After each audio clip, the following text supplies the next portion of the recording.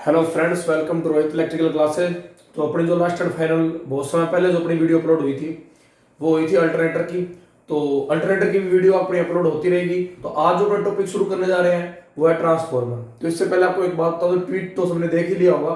तो जल्द ही लॉकडाउन के बाद आप सबको पता है कि JTVVN और JVVNL जो जयपुर और जोधपुर विद्युत है उसके अंदर जो निगम लिमिटेड में वैकेंसीज आने की पूरी पूरी संभावना है। तो लगभग लगभग 6,000 या 9,000 पदों के अंदर भर्ती होने वाली है। तो भैया तैयारी कर लें, ठीक है। तो आज अपने जो शुरू करने जा रहे हैं वो है ट्रांसफॉर्मर, ठीक है।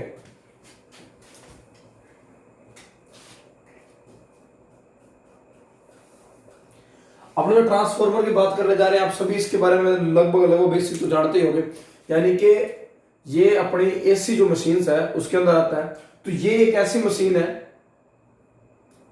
जो स्टैटिक डिवाइस है, इसमें घूमने वाला कोई भाग नहीं होता, आप सभी जानते हैं।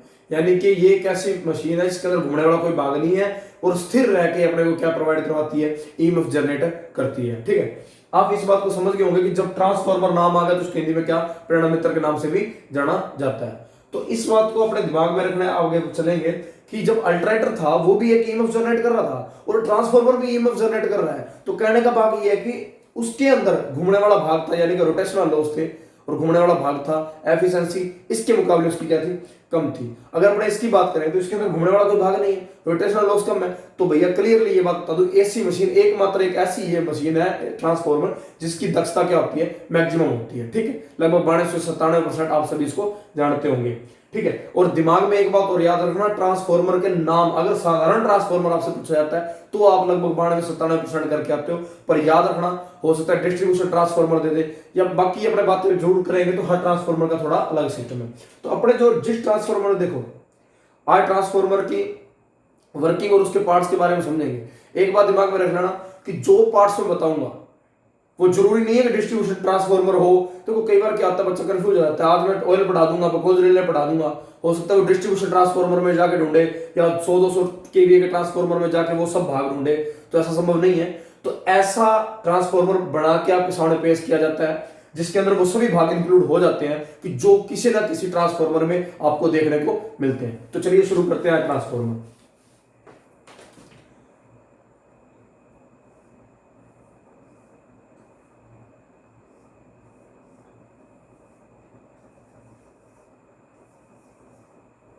ठीक है, अब हम बात कर रहे हैं किसकी, ट्रांसफॉर्मर की। तो ट्रांसफॉर्मर यानी कि ट्रांसफर करने वाला, ऊर्जा को क्या करता है, ट्रांसफर करता है। तो अपने बात कर रहे हैं किसकी, ट्रांसफॉर्मर की। तो यहां पर सबसे पहले मैंने जो चीज बनाई है वो क्या बनाई है, एक बात याद रखना, एक तो होती है प्राइमरी वाइंडिंग, एक होती है सेकेंडरी वाइंडिंग और तीसरी होती है कोर। कहने का बात यह है कि छोटा चाहे एलिमेटर आप ले लो, एलिमेटर मतलब जो अपने छोटे ट्रांसफॉर्मर जिसे अपनी जिसकी रेटिंग होती है VA में ली जाती है। तो कहने का मतलब अगर मैं एलिमेटर की बात करूं वो भी एज ए ट्रांसफॉर्मर ही है तो है। तो अगर मैं छोटे से लेकर बड़े तक की बात करूं तो मुख्य जो भाग ट्रांसफॉर्मर में होना ही चाहिए तो वो कौन सा होता है, ये प्राइमरी वाइंडिंग, सेकेंडरी वाइंडिंग और कोर। क्या है, कोर। देखो प्राइमरी वाइंडिंग और सेकेंडरी वाइंडिंग और कोर के बारे में पहले बड़े जानते हैं, फिर इसकी प्रक्रिया पढ़ेंगे, फिर इसके आगे आगे के जो भाग है, जो अलग अलग ट्रांसफॉर्मरों में अलग अलग भाग जो अपने मेन अपने जो देखे जाते हैं उनकी बात करेंगे, ठीक है। तो ये क्या है, प्राइमरी वाइंडिंग। क्या है, प्राइमरी वाइंडिंग। तो आप इस चीज को याद रख लेना कि मैंने यहां प्राइमरी और सेकेंडरी कैसे दर्शाया है कि प्राइमरी में मैंने सप्लाई दिया और सेकेंडरी में लोड। पहली बात तो दिमाग में ये रखना, मैं आईटीआई लेवल से लेके चाहे कंपटीशन लेवल का बच्चा हूं, मैं क्लियर वो बातें कहूंगा जो समझ में आने वाली होंगी और जो समय अगर आपको मिलेगा तो आपको वो चीजें काम भी आएंगी। तो देखो, ये तय कभी नहीं किया जा सकता कौन सी प्राइमरी है तो कौन सी सेकेंडरी है। ये तय तभी किया जा सकता है जब एक वाइंडिंग में सप्लाई दी गई और दूसरी से लोड दिया गया हो। तो आप सभी जानते हैं प्राइमरी में हमेशा क्या किया जाता है, आपूर्ति से या किससे कनेक्ट किया जाता है, सप्लाई से। और सेकेंडरी को हमेशा किससे कनेक्ट किया जाता है, लोड से। अगर मैं यहां पर सप्लाई से कनेक्ट कर दूं, यहां लोड कर दूं, तो ये प्राइमरी कहलाएगी, ये सेकेंडरी। और फिलहाल क्या है, ये प्राइमरी है और ये क्या है, सेकेंडरी, ठीक है। एक देखिए याद रखना, प्राइमरी वाइंडिंग को प्राथमिक लपेटन, मुख्य पक्ष या फिर इसे क्या कहा जाता है, निवेशी वेस्टर्न के नाम से भी जाना जाता है, या कई बार इसका नाम इनपुट वेस्टर्न भी या इनपुट वाइंडिंग भी आ जाता है। तो भैया नामों को जरूर ध्यान रखना।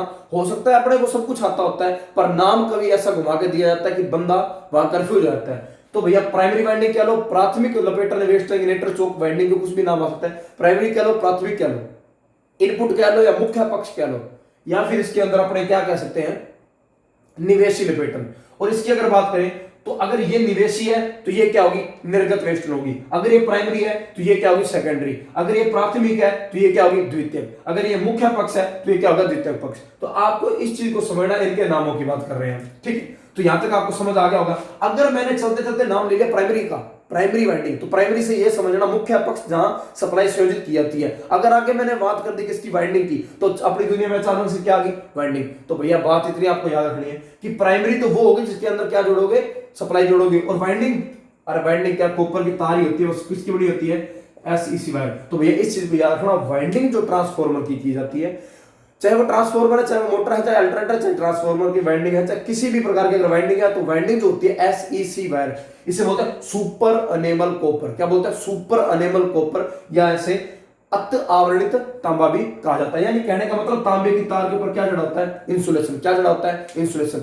अब इसका फायदा, जब आप इसको वाइंडिंग करते हो तो एक तार के ऊपर एक टर्न आता है, तो कभी ये शॉर्ट नहीं होती, क्योंकि इसके ऊपर क्या जड़ा होता है, अनेमल, जो उसी लगभग कह सकते हैं ब्राउन कलर का या तांबे के कलर का ही होता है, जो इंसुलेशन का काम करता है और शॉर्ट सर्किट नहीं होने देता। तो भैया इसके बारे में बात हो चुकी है, किसकी बनी होगी, एसईसी वायर की वाइंडिंग है। तीसरे नंबर पे क्या है, कोर। तो भैया कोर कह लो, क्रोड कह लो, क्रॉस कह लो, मैं नाम पे फिर ध्यान दे रहा हूं, क्रोड कह लो, क्रॉस कह लो, चाहे कोर कह लो। तो ये भैया एक ही चीज होती है, कोर, क्रोड और क्रॉस। तो अपने सबसे पहले ये याद रखना, इन दोनों का काम मैंने बता दिया। अब कोर की बात करें तो कोर जो होता है, कोर जो होता है वो आप सभी जानते हैं कि कोर का काम क्या होता है, फ्लक्स को कम रिलेक्टेंस वाला पाथ प्रदान करना। बात इतनी दिमाग में रखना, जैसे करंट को अपने कम प्रतिरोध वाला रास्ता देते हैं, यानी कि करंट के लिए अगर अपने बात करें तो कम रेजिस्टेंस होना चाहिए। क्या होना चाहिए, कम प्रतिरोध या रेजिस्टेंस होना चाहिए। उसी भांति अगर अपने बात करें फ्लक्स की, तो भैया आपको मैंने पहले भी वीडियो में एक बात समझाई थी, जो करंट होता है वो अगर वैद्युतिक सर्किट की बात करें और अगर अपने करें मैग्नेटिक सर्किट की, तो वहां क्या चलता है, फ्लक्स। और फ्लक्स के अंदर जो विरोध आता है, यहां प्रतिरोध आया, यहां क्या आएगा, रिलैक्टेंस आएगा, जिसे प्रतिस्तंभ कहते हैं। तो यहां एस यानी रिलैक्टेंस का मान कम होना चाहिए, जैसे करंट के लिए रेजिस्टेंस का, फ्लक्स के लिए रिलैक्टेंस का। तो रिलैक्टेंस का मान क्या होना चाहिए, कम।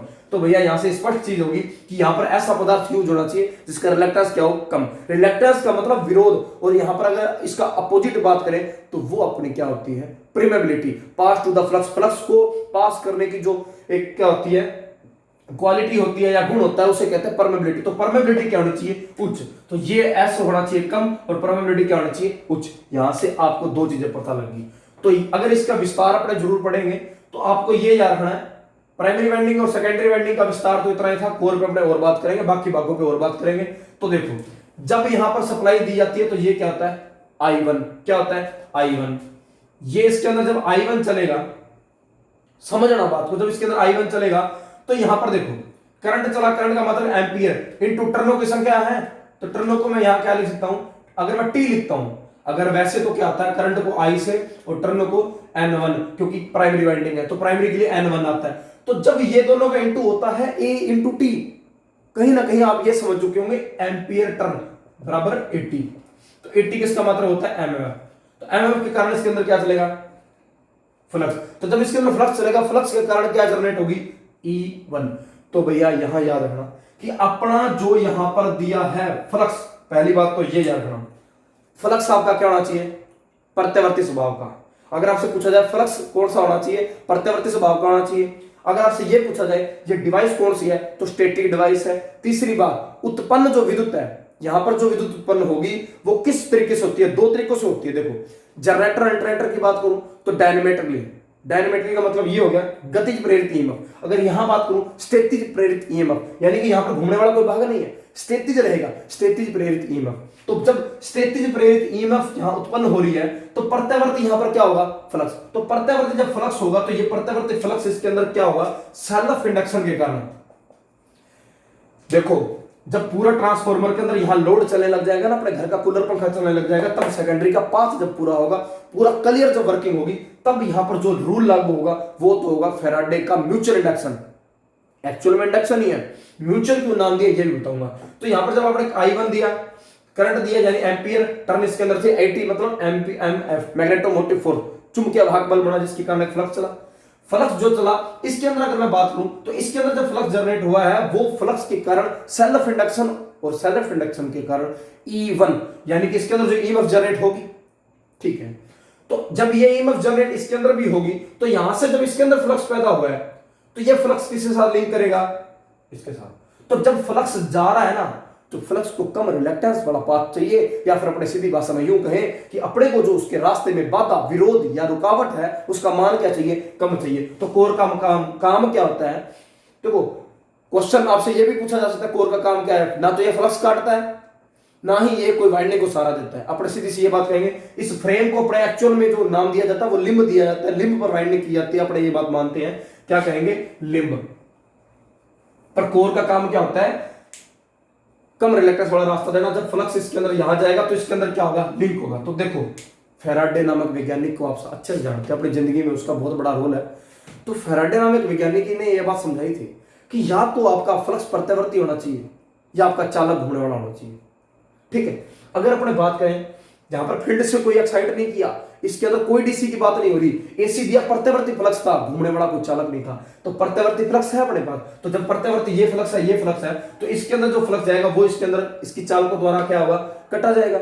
जब इसके अंदर इंडक्शन होगा, क्या होगा, इंडक्शन होगा, तो इंडक्शन से क्या पैदा होगी, E2, क्या पैदा होगी, E2 करंट इसके अंदर क्या चलेगा, करंट और लोड अपना परिपूरित हो जाएगा। तो एक बात याद रखना, जब ये वोल्टेज यहां गई, सेल्फ इंडक्शन से वोल्टेज इसमें पैदा हुई और म्यूचुअल इंडक्शन से इसमें पैदा हुई, तो इसमें जो वोल्टेज पैदा हुई इस प्राइमरी के कारण हुई, किसके कारण, प्राइमरी के कारण। तो एक बात याद रखना कि इसके अंदर जो फ्लक्स पैदा होगा वो कहलाएगा φ2, ठीक है। इसके अंदर जो लिंकेज होगा φ2, ये क्या होगा, φ1। तो देखा जो φ मैक्सिमम होगा बराबर φ1 माइनस φ2। तो इस बात को हमेशा याद रखना, जो अपना ये कह सकते हैं कि जो परिणामी फ्लक्स होगा इसका विरोध भी तो करेगा। जब प्राइमरी में मैंने सप्लाई दी तो प्राइमरी में सेल्फ इंडक्शन से जनरेट हुई यही फ्लक्स इसके अंदर जब लिंक होता है तो इसके अंदर क्या होता है, I2 कब चलेगी, जब इसके अंदर फ्लक्स आएगा। जो फ्लक्स आया इसमें ईएमएफ जनरेट हुई तो ये फ्लक्स इसका भी तो विरोध करेगा, क्योंकि इसी के कारण विरोध हुआ है पैदा। तो एक बात याद रखना, लेंज के नियम अनुसार जिसके द्वारा उत्पत्ति उसी का विरोध, तो ये चीज क्या है, इसका विरोध करती है।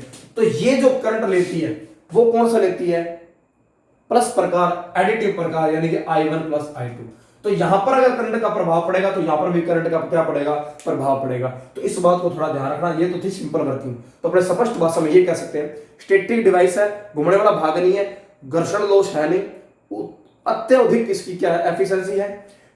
प्राइमरी में जो ईएमएफ जनरेट हुई वो सेल्फ इंडक्शन के कारण हुई, सेकेंडरी में जो ईएमएफ जनरेट हुई वो म्यूचुअल, किसके कारण, म्यूचुअल की हिंदी बोलते हैं सह प्रेरण, क्या बोलते हैं, सह का मतलब सहपाठी, दोस्त। इसका दोस्त ये था, इसके दोस्त के कारण इसके अंदर क्या पैदा हुई, ईएमएफ। पर जिसके कारण इसके अंदर ईएमएफ पैदा हुई उसी का क्या करेगी, विरोध। तो इसका φ2 और इसका φ1 जब माइनस होता है तो रिजल्टेंट क्या अपने पास आता है, फ्लक्स। तो अपने इस चीज को समझ सकते हैं, ठीक है। ये तो हुआ अपना क्या, क्वेश्चन बनने वाले यही होंगे कि प्राइमरी के अंदर जो होगी वो सेल्फ इंडक्शन के कारण, और सेकेंडरी में जो होगी दोनों के अंदर कौन सी होगी, म्यूचुअल इंडक्शन के कारण। और ये जो फ्लक्स है ये फ्लक्स क्या कहलाएगा, म्यूचुअल फ्लक्स कहलाएगा। तो अपने साधारण भाषा में ये कह सकते हैं, फैराडे का इंडक्शन नियम तो लग रहा है, इंडक्शन नियम इसमें भी लग रहा, सेल्फ इंडक्शन था क्योंकि खुद ही ईएमएफ जनरेट हुई, इसमें भी लगा म्यूचुअल इंडक्शन था, पर है क्या, इंडक्शन ही है ना। तो इंडक्शन का मतलब होता है चुंबकीय बलरेखाओं का कटना, ग्रंथन होना, छेदन होना ही क्या कहलाता है, इंडक्शन कहलाता है। स्पष्ट भाषा में ये कह दूं, यहां भी तो कटा होगा, यहां भी कटा होगा, तो जब तक चुंबकीय बलरेखाओं का ग्रंथन नहीं होता तब तक ईएमएफ जनरेट नहीं होती।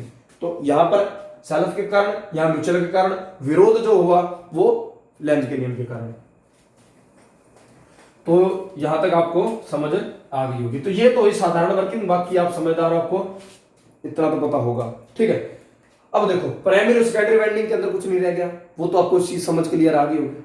अब बात करते हैं आगे भागों की। तो भागों को थोड़ा ध्यान से देखना। अगर मैं भागों की बात करूं तो देखो बहुत से भाग होते हैं। अगर मैं साधारण आपको समझाना चाहूं, पहले आपको मैं पहचान करा दूं कि मैं जो नाम लूंगा वो किस किस भाग का लेने वाला हूं।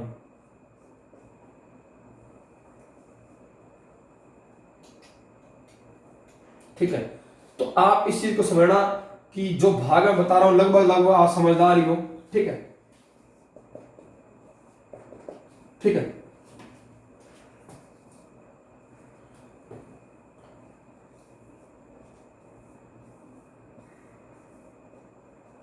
उस बात को समझना, मैं जो भाग में बता रहा हूं।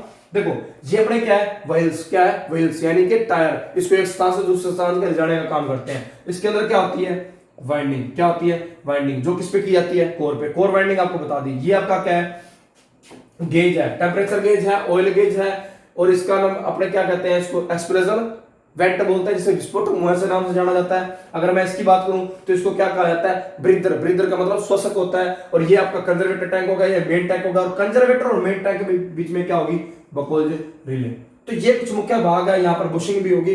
तो आप भागों को सभी समझते हो, अपने उसके वर्णन के बारे में पढ़ते हैं कि वो भाग कौन कौन से होते हैं। देखो सबसे पहले अपने बात जो करते हैं ना, अपनी प्राइमरी वाइंडिंग होगी थी, सेकेंडरी वाइंडिंग होगी थी, अपने चलते हैं कोर पे। एक एक बात को आसानी से समझना, आराम से समझना। देखो कोर क्रोड क्रोश एक ही बात है, कोर क्रोड क्रोश एक ही बात है। अगर आपसे साधारणतः पूछा जाता है तो आप क्या बोलते हो, एस एस, यानी कि मैं यहां ये कहना चाहता हूं कि सिलिकॉन स्टील की बनी होती है। कोर किसकी बनी होती है, सिलिकॉन स्टील की। अगर मैं स्टील की बात करूं तो स्टील किस किस से मिलकर बना होता है, कार्बन और किससे बना होता है, लोहे से, कार्बन और लोहे से। तो याद रखना सिलिकॉन की मात्रा कम, सिलिकॉन एक क्या है, अर्धचालक। अगर सिलिकॉन की मात्रा इसमें मिलाई है तो हिस्टैरिसीस लॉस को कम करने में मिलाई है, और इसका कोई भी अपने पास कोई महत्वपूर्ण और कोई काम नहीं है। काम इतना ही है, सिलिकॉन स्टील जो है इसके अंदर सिलिकॉन का काम यही है कि हिस्टैरिसीस लॉस को क्या करता है, कम करता है। ये क्या है, अर्धचालक। दूसरी बात, कितना मिलाया जाता है, 2 से 5%। कितना मिलाया जाता है, 2 से 5%। अब 2 से 5% ही मिलाया जाता है, इससे ज्यादा क्यों नहीं। तो देखो ये एक ऐसा पदार्थ है जो फ्लक्स को कहीं ना कहीं विरोध भी करने का काम करेगा, क्योंकि अर्धचालक है। अपने को क्या चाहिए, धुआंधार फ्लक्स चाहिए, ज्यादा से ज्यादा फ्लक्स चाहिए, विरोध कम चाहिए। तो देखो पहली बात तो ये, अगर साधारणतः आपसे पूछा जाता है तो 5% से ऊपर मिलाने का ना कारण तो यही है कि ये एक ऐसा गुण रखता है जो भंगुरता का है।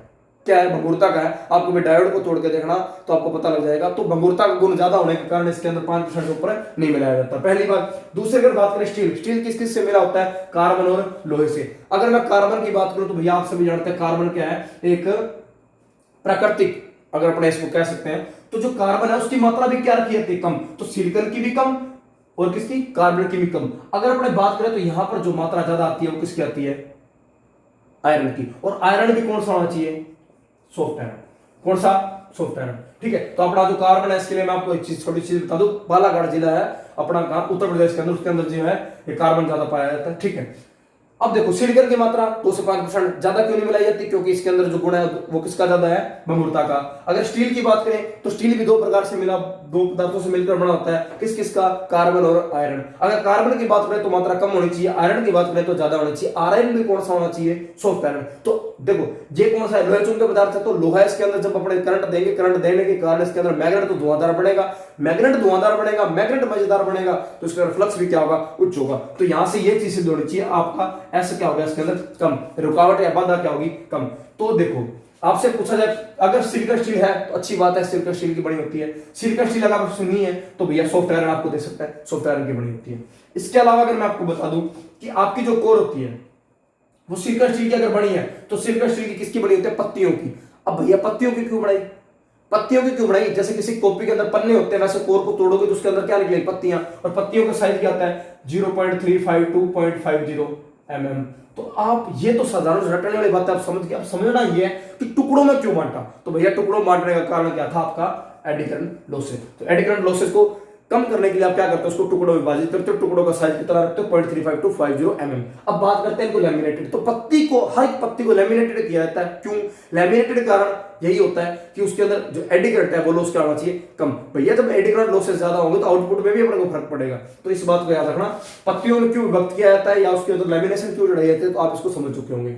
अब बात करते हैं कि अपनी जो कोर है वो, अगर आपके पास सिलिकॉन स्टील है तो अच्छी बात है, सिलिकॉन स्टील नहीं है तो सॉफ्ट आयरन देगा, अच्छी बात है। अगर आपसे पावर ट्रांसफॉर्मर या आपसे डिस्ट्रीब्यूशन ट्रांसफॉर्मर, पावर ट्रांसफॉर्मर या डिस्ट्रीब्यूशन ट्रांसफॉर्मर में आपसे साधारणतः सीधा नाम देकर ऑप्शन पूछा जाता है तो भैया CRGO, आप सभी इस चीज को समझते होंगे। देखो बाकी क्वेश्चन बढ़ने की बात है, क्वेश्चन में कैसे बन सकता है, ठीक है। क्यों, देखो आईटीआई की थ्योरी पढ़ने को बहुत टाइम होगा, तब से एग्जाम बढ़ते आ रहे हैं, एक ही क्वेश्चन बार बार आता नहीं है। अगर नया बनाने की कोशिश क्या करेंगे तो क्या करेंगे, या तो क्वेश्चन को घुमा के देंगे या लैंग्वेज चेंज करेंगे, और कुछ रह ही नहीं गया। ऐसा कोई चीज तो रह नहीं गया जो सिलेबस में नहीं थी, ठीक है, जो नहीं आया ऐसा तो कुछ है नहीं। तो भैया CRGOS यानी कि देखो सिलिकॉन इस्पात, अगर मैं सीधी सी बात में कहूं सिलिकॉन इस्पात ऑप्शन भी आ सकता है, सिलिकॉन इस्पात या सिलिकॉन स्टील एक की बात है। अगर हमने बात करें CRGO तो भैया पावर ट्रांसफॉर्मर या डिस्ट्रीब्यूशन ट्रांसफॉर्मर, क्लियरली आपको पूछ ले तो आपको यह है CRGO, cold rolled grain oriented,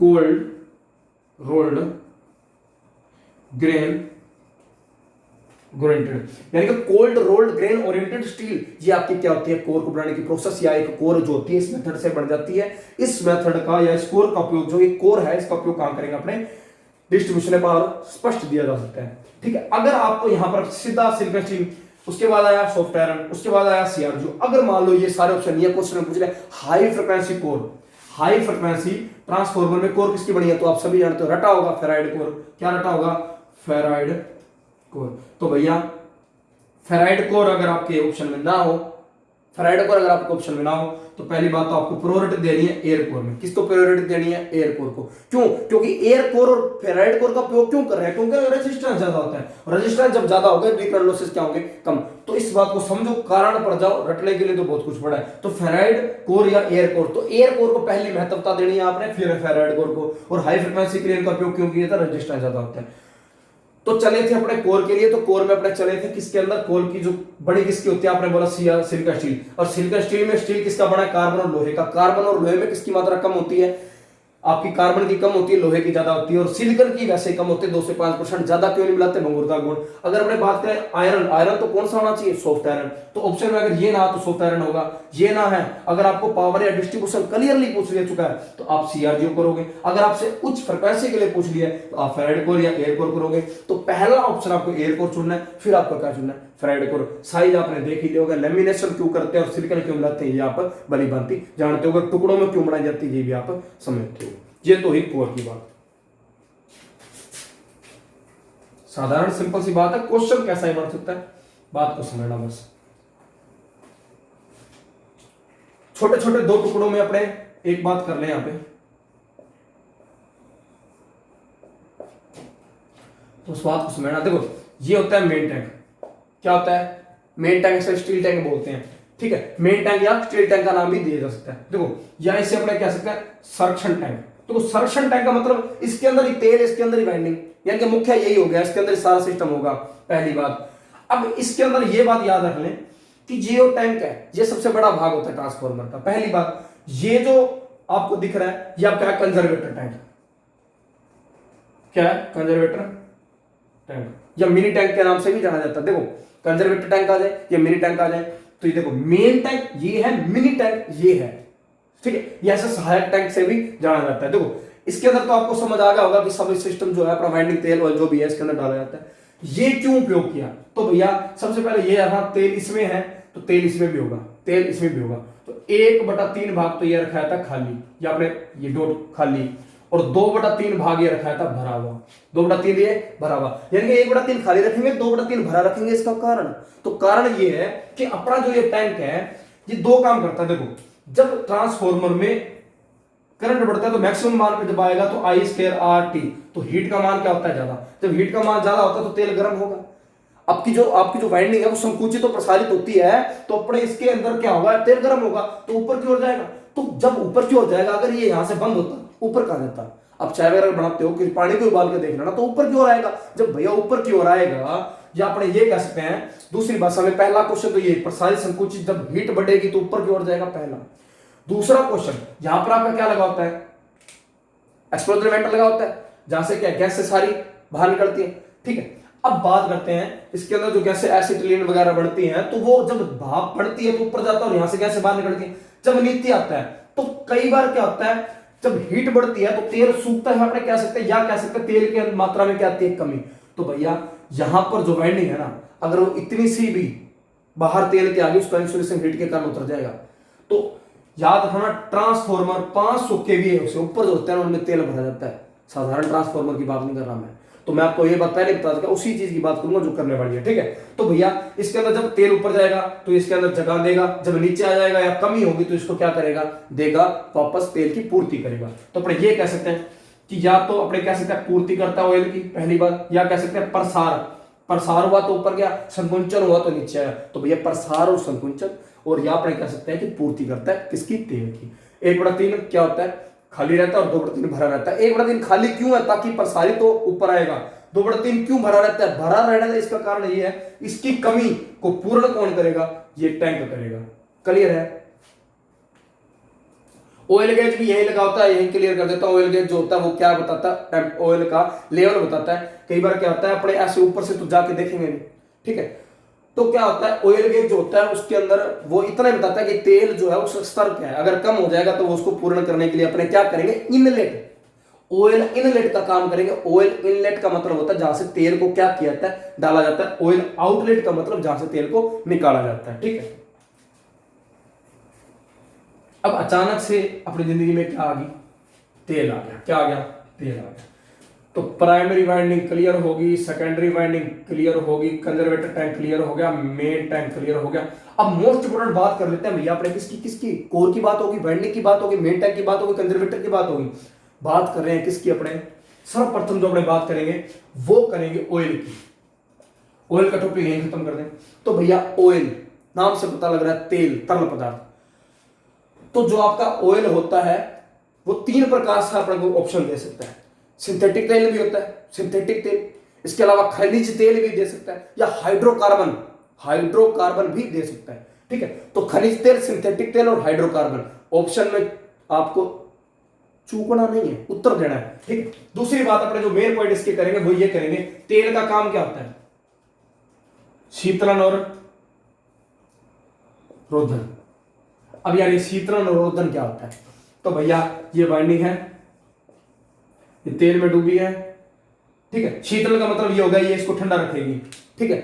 ठंडा देखो यार, सबसे पहले एक बात बता दूं, आपसे पूछा जाए कि सबसे वाइंडिंग यानी कि सीधा क्वेश्चन पूछा जाएगा कि ट्रांसफार्मर का सबसे गर्म होने वाला भाग, तो वाइंडिंग होगी। उसके बाद क्या होगा, तेल, क्योंकि तेल में ही तो वाइंडिंग डूबी है, तो तेल क्या होगा, गर्म। तो भैया ठंडा वाला तो ऐसे है, सिंपल सी बात ये है कि इसके अंदर जब रोधन का काम करेगा, यानी कि इन दोनों वाइंडिंग को भिड़ने से बचाएगा, मेजर फॉल्ट होने से बचाएगा। तो कौन है इन दोनों के बीच में, फिलहाल कौन है, ऑयल है। तो ऑयल किसका काम करेगा, इंसुलेशन, रोधन को हिंदी में रोधन और इंग्लिश में क्या कहता है, इंसुलेशन। और शीतलन को क्या बोलता है, कूलिंग। कूलिंग का मतलब ठंडा रखने का काम करता है, ठीक है। तो शीतलन और रोधन ये किसका काम हो गया, ऑयल का। अब आगे बात करते हैं ऑयल की प्रॉपर्टीज क्या है, ऑयल के गुण क्या क्या होने चाहिए। देखो पहली बात तो ये अच्छा अचालक होना चाहिए, और जब अचालक की बात होगी तो पैरा वैद्युतिक सामर्थ्य या ड्राई इलेक्ट्रिक स्ट्रेंथ भी होनी चाहिए। तो इसकी ड्राई इलेक्ट्रिक स्ट्रेंथ 33 kV प्रति mm2। तो आप यहां से ये चीज समझ लेना, अचालक की बात आ गई, अच्छा अचालक होना चाहिए। अचालक मतलब जिसके अंदर करंट प्रवाहित नहीं होनी चाहिए। जब करंट उसमें प्रवाहित नहीं होनी चाहिए, अचालक है, तो उसकी ड्राई इलेक्ट्रिक सहन भी तो क्षमता होनी चाहिए। तो 33 kV प्रति mm से 40 kV प्रति mm। तो जो अपने छोटे ट्रांसफार्मर 33 kV प्रति mm की अपने उसके अंदर क्या डालेंगे, ऑयल, जिसकी ड्राई इलेक्ट्रिक स्ट्रेंथ ये होनी चाहिए, या पैरा वैद्युतिक सामर्थ्य अपने हिंदी में बोलते हैं, वो ये होनी चाहिए। अगर हाई लेवल का ट्रांसफार्मर है, मेगा में ट्रांसफार्मर है, जो रेटिंग है, तो भैया ट्रांसफार्मर की रेटिंग आप सभी जानते हो केवीए में ली जाती है, केवीए, एमवीए, मेगा। तो बड़े लेवल के ट्रांसफार्मर उसके अंदर 40 kV प्रति mm डाली जा सकती है। अगर 40 ऑप्शन नहीं है तो 50 kV प्रति mm भी आपको ऑप्शन मिलेगा। तो भैया ऑप्शन पर डिपेंड करता है। आजकल ऑथेंटिक चीज करेक्ट आपको बताई जाए, वो भी आपको गलत मिल जाती है, कोई बड़ी बात नहीं। अपने दिमाग को खोल के वहां बैठना जब भी एग्जाम देने जाओ। तो यार देखो छोटी सी बात यहां पर मैं कर ही दूं, हो सकता है कोई आईटी वाला बच्चा भी देखता हो, तो भैया 10 मिनट सेकंड लगेंगे बात समझना। केवी प्रति एमएम क्या है, ड्राई इलेक्ट्रिक स्ट्रेंथ। सीधी सी बात मैं ये कह दूं, किसी अचालक पदार्थ के 1 mm टुकड़े पर, किसी अचालक पदार्थ के 1 mm मोटे और 1 mm चौड़े टुकड़े पर उसकी मैक्सिमम सहन की जाने वाली जो क्षमता है कि ये ज्यादा कितनी सहन कर सकता है, तो वो उसकी जो लास्ट फाइनल क्षमता होगी वो क्या होगी, उसकी ड्राई इलेक्ट्रिक स्ट्रेंथ या पैरा वैद्युतिक सामर्थ्य या क्षमता कितनी सहन कर सकता है वो होती है, ठीक है। अगर अपने बात करें फायरिंग पॉइंट की, किसकी, फायरिंग पॉइंट का मतलब होता है ज्वलन बिंदु, किस बिंदु पे आग पकड़ना शुरू होगा, तो भैया 140 सेल्सियस। 140 सेल्सियस पे आग पकड़ना शुरू होगा। अगर मैं यहां बात करूं फ्रीजिंग पॉइंट, जमाव बिंदु, तो भैया -8 से माइनस यानी कि -4 से -8 डिग्री सेल्सियस माइनस में सहन करने वाला होना चाहिए और 140 डिग्री से पहले जलना नहीं चाहिए। और इसके अलावा बात करूं मैं एक मोस्ट इंपोर्टेंट चीज यह है, थोड़ी देर पहले बताया था ना कार्बनिक, आपका जो तेल है वो क्या होना चाहिए, कार्बनिक होना चाहिए। क्या होना चाहिए, कार्बनिक। अभी यार ये समझ लिया है कार्बनिक क्या होता है, तो सीधी सी बात मैं बता दूं, कार्बनिक का मतलब ये होगा कि ऐसा तेल, देखो बैटरी होती है, बैटरी क्या है, बैटरी का जो इलेक्ट्रोलाइट होता है कार्बनिक होता है, उसमें जैसे करंट प्रवाहित करते हो अपने अणुओं में विभक्त हो जाता है, टूट जाता है, खंडित हो जाता है, ब्रेक हो जाता है। पर ट्रांसफार्मर ऑयल का जो ऐसा गुण नहीं होना चाहिए, ये कार्बनिक होना चाहिए। इसके अंदर जब अपने इसके अंदर प्रवाहित होती है हीट, तो देखो इसके अंदर करंट तो प्रवाहित नहीं होती क्योंकि इंसुलेशन होता है, ठीक है। तो अपने ये कह सकते हैं कि इसके अंदर जब हीट प्रवाहित होती है ये अपने खंडों में विभक्त नहीं होना चाहिए। मुक्ति बात ये है लास्ट एंड फाइनल कि कार्बनिक होना चाहिए। इसकी जो सिस्टम है वो क्या होना चाहिए, कार्बनिक, अकार्बनिक नहीं होना चाहिए। ड्राई स्ट्रेंथ, फ्रीजिंग पॉइंट ये आपको पता लग गया। अचालक होना चाहिए, काम इसका शीतल रोधन। अब बात करते हैं श्यानता, एक गुण है शांता, जिसको हिंदी में शांता और इंग्लिश में विस्कोसिटी बोलते हैं, यानी कि बहने के विरोध का गुण, बहने के विरोध का गुण। तो भैया इसका होना चाहिए कम, कितना होना चाहिए, 25 to 30 पॉइंट, 25 से 30 पॉइंट, यानी कि आपको डिजिट भी दे सकता है, सीधा भी दे सकता है। कम होना चाहिए, ज्यादा होना चाहिए, अति उच्च होना चाहिए, बहुत कम होना चाहिए। तो भैया कम होना चाहिए, क्या होना चाहिए, श्यानता का गुण यानी कि कम होना चाहिए। तो ये कुछ ऑयल के बारे में बातें थी, आपको ये समझ आ गई होंगी आई होप, ठीक है। तो ये इसको देखो कितने बड़े भाग क्लियर हो गए। प्राइमरी होगी, सेकेंडरी होगी, तो ठीक है। तो नेक्स्ट जो वीडियो होगी उसके अंदर अपने ब्रीदर और उसके बच्चे हुए भागों के बारे में बात करेंगे। देखो हो सकता है 5-10 मिनट ज्यादा लग जाए, पर बात वही करो जो समझ आने वाली हो, चाहे इसको ITI लेवल का बच्चा देखे चाहे कोई भी लेवल का। तो आज के लिए इतना ही, मिलते हैं नेक्स्ट वीडियो में। शेयर एंड सब्सक्राइब जरूर करें। जय हिंद, जय भारत।